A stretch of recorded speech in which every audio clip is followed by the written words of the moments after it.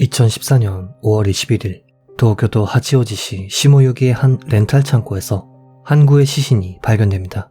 DNA 분석 결과 이 여성은 오사카시 니시나리쿠에서 준 간호사로 일하던 오가다 리카씨로 밝혀졌는데요. 대체 오사카에 살던 여성이 왜 갑자기 도쿄의 창고에서 발견된 것일까요?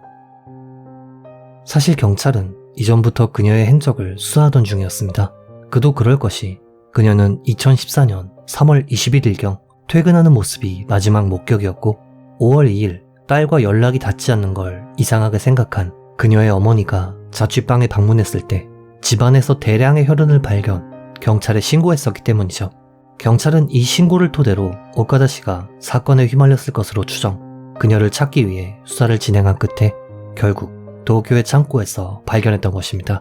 부패 상태가 심했던 탓에 많은 정보를 얻을 수는 없었지만 부검 결과 그녀는 가슴이나 배 등을 50회 이상에 걸쳐 날카로운 흉기에 찔려 사망한 것으로 밝혀졌습니다.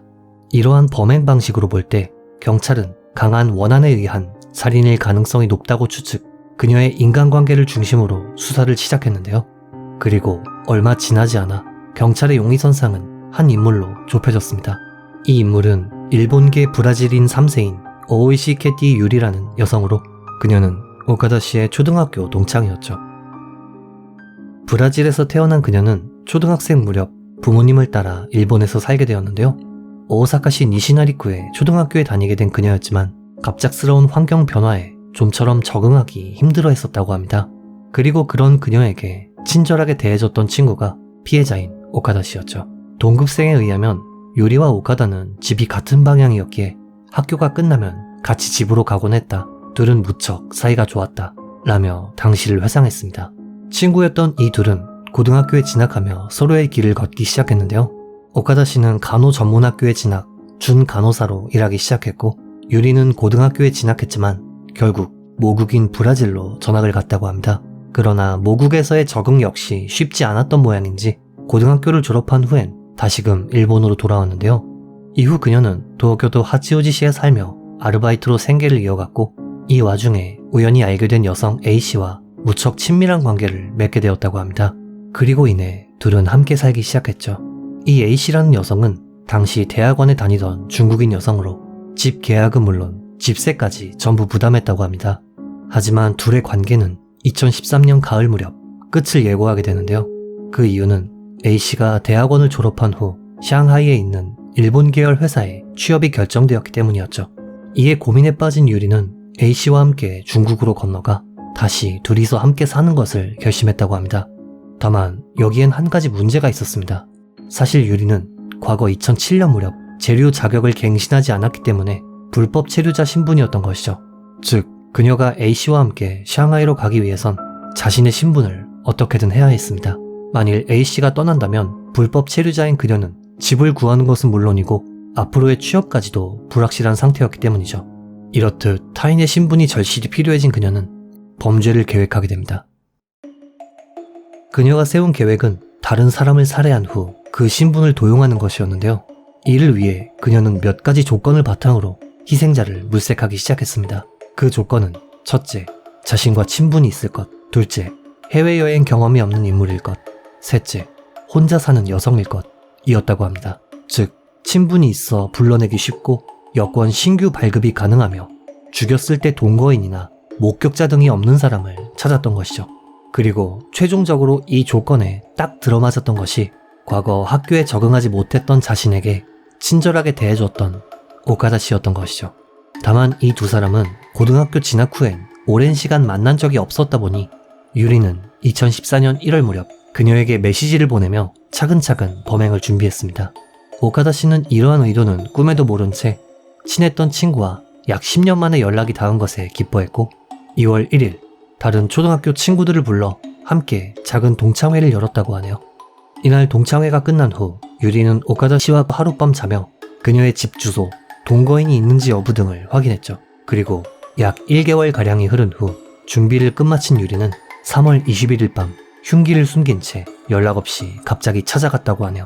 당시 일을 끝내고 무척 피곤한 상태였던 오카다 씨는 유리가 연락도 없이 찾아오자 당황했다고 하는데요. 하지만 밖에 세워둘 순 없으니 일단 집 안으로 들였다고 합니다. 그리고 유리는 이때부터 다음날 아침이 될 때까지 오카다 씨를 죽일 타이밍만을 엿보고 있었다고 하네요. 한편 오카다 씨는 갑자기 아무 말 없이 찾아온 유리가 돌아가려는 기색이 전혀 없었기에 무척 곤란해했다고 합니다. 그리고 아침 무렵엔 다른 친구에게 어젯밤에 갑자기 친구가 연락도 없이 와서 돌아갈 생각도 안 하는데 아무리 친구라고 해도 너무하다 라는 식의 메시지를 보냈다고 합니다. 이내 참다 못한 오카다 씨가 집으로 돌아가라며 자리에서 일어난 순간 유리는 숨겨둔 흉기를 꺼내 반사적으로 오카다 씨를 향해 휘둘렀죠. 이 공격은 약 50회에 걸쳐 이뤄졌고 결국 오카다 씨는 출혈성 쇼크로 사망하게 됩니다. 이후 유리는 침착하게 흉기를 닦아낸 후 주변 자재 매장에서 커다란 상자와 스티로폼, 완충제 등을 구매, 피가 새어나오지 않도록 시신과 상자를 꼼꼼히 밀봉했다고 합니다. 그리고는 포장이 끝난 시신을 운반하기 위해 택배업자를 불렀습니다. 발송인과 수취인란에는 전부 피해자인 오카다 씨의 이름을 적었고 도착지는 자신이 살던 도쿄의 집이었다고 하는데요. 다만 상자의 크기와 무기가 꽤 나갔다 보니 그녀는 택배업자에게 내용물이 커다란 점토 인형이라 설명했다고 합니다. 실제로 품목란에도 인형이라고 적었다고 하네요. 즉 이때를 기점으로 그녀는 자신이 살해한 오카다 씨를 인형 취급하며 본격적으로 오카다 씨의 신분을 도용하기 시작했던 것이죠. 이후 유리는 오카다 씨의 집안을 뒤져 신용카드, 건강보험증 등 여러 서류를 찾아낸 후 집을 정돈한 뒤 도쿄로 돌아갔습니다. 다만 오카다 씨의 출혈이 심했던 탓에 타타미에 남은 일부 혈흔은 지울 수 없었다고 하네요. 2014년 3월 25일 유리와 동거했던 A씨는 중국으로 귀국했고 홀로 남겨진 유리의 앞으로 자신이 발송했던 인형이 도착했습니다. 그녀는 먼저 찾아낸 서류를 이용해 오카다 씨의 호적 등본을 발급받은 후 이를 바탕으로 자신의 사진을 첨부, 여권을 신청했다고 하는데요. 그리고 4월 3일 그녀는 마침내 오카다 씨 명의지만 자신의 사진이 붙어있는 위조 여권을 손에 넣게 되었습니다. 그녀는 이뿐만 아니라 오카다 씨 명의로 신용카드를 6장 만든 후 쇼핑을 하거나 호텔 숙박비에 사용하는 것은 물론 집에서 500m가량 떨어진 곳에 위치한 렌탈 창고를 빌렸다고 하네요. 물론 대외적인 목적은 점토 인형을 보관하기 위함이었죠. 그리고 운반 역시도 개인 용달을 고용해 운반했다고 합니다. 한편 그녀의 범죄 후 행적은 굉장히 주도면밀했습니다. 그녀는 중국으로 도망치기 전에 발각되어선 안 된다는 생각에 어떻게든 발각을 늦추기 위해 여러 위조 공작을 펼쳤었다고 하는데요. 먼저 범행 직후엔 오카다 씨 이름으로 직장에 일을 쉬겠다고 메시지를 보내면 물론 부모님에게 온 메시지는 딸인 척 태연히 답장을 했다고 합니다. 게다가 다른 연락들에 대해선 멀리 있어서 당분간 돌아갈 수 없다는 등 그녀가 살아있는 것처럼 위조, 은폐 공작을 펼쳤던 것이죠. 그리고 여권 발급으로부터 약 한 달 후인 5월 3일 그녀는 마침내 중국으로 도망치는 데 성공했습니다. 이후 중국에서도 오카다 씨의 명의로 만든 신용카드를 펑펑 써댔으며 그 금액은 단기간에 100만엔에 달했다고 하네요. 유리가 중국으로 도망가기 딱 하루 전인 5월 2일 딸과 연락이 닿지 않는 것을 이상하게 생각한 오카다 씨의 어머니가 경찰에 신고한 것을 계기로 수사가 시작되었던 것이죠. 수사 도중 경찰은 실종된 오카다 씨가 자기 집에서 뜬금없이 인형을 도쿄로 배송한 것을 수상하게 생각했고 조사를 진행한 결과 결국 창고에서 오카다 씨의 시신을 발견하게 되었던 것이죠. 비록 발송자와 수취인은 오카다 씨의 이름이 적혀 있었지만 도착지의 주소는 유리의 집이었던 것은 물론 경찰은 오카다 씨의 실종 이후 그녀의 이름으로 여권이 발급된 정황을 포착했습니다. 그리고 발급 서류를 확인한 결과 명의는 오카다 씨였지만 얼굴은 전혀 다른 사람, 즉 유리의 얼굴이었던 것이죠. 게다가 시신을 포장한 테이프 등에서 유리의 지문이 발견되었기에 그녀는 명백한 용의자로 부상하게 되었습니다. 하지만 이 시점에서 이미 그녀는 중국으로 도망친 뒤였던 데다 경찰을 놀리는 듯 오카다 씨의 신용카드로 돈을 펑펑 쓰고 있었다고 하네요. 일본 본토에서는 이 사건에 대해 엄청난 보도가 쏟아졌고 이내 이 보도는 A씨는 물론 범인인 유리의 귀에도 들어가게 됩니다. 5월 27일 그녀는 샹하이의 일본 대사관으로 출두해 다음과 같이 주장했는데요. 오카다의 동의를 얻어 여권을 만들었고 중국에 입국했어요. 전 사건이랑 전혀 관련이 없어요. 하지만 사건과 관련이 있건 없건 위조 여권으로 입국한 것은 사실이었기에 중국 측은 불법 입국에 대한 혐의로 그녀의 신분을 구속했고 일본 경찰은 외교 루트를 통해 범죄자 인도를 요청했다고 합니다. 그리고 그녀가 일본에 이송된 것은 자진 출두로부터 약 2년 8개월 후인 2017년 1월 25일 무렵이었다고 하네요. 경찰은 문서 위조, 사기, 강도살인 등의 혐의로 그녀를 체포했고 유리는 결국 재판에 넘겨지게 됩니다. 문제는 그녀가 재판에서 다음과 같은 주장을 했던 것인데요. 전 사실 어릴 적부터 다중인격이었어요. 그래서 어릴 적부터 기억이 종종 없죠. 이번 사건 역시 다른 인격이 저지른 거예요. 네, 그녀는 정신감정 결과를 제출하며 자신이 해리성 정체감 장애, 즉 다중인격이었다고 주장하며 감형을 노렸던 것이죠. 검찰 측은 이에 대해 미리 흉기를 준비하는 것은 물론 피해자를 살해한 후 흉기에 묻은 피를 닦는 등 완전한 책임 능력이 있었다.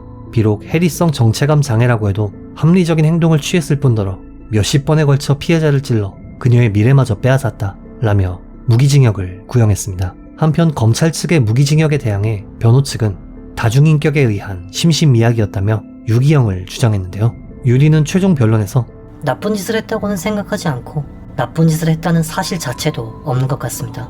라는 말을 남겼다고 하네요.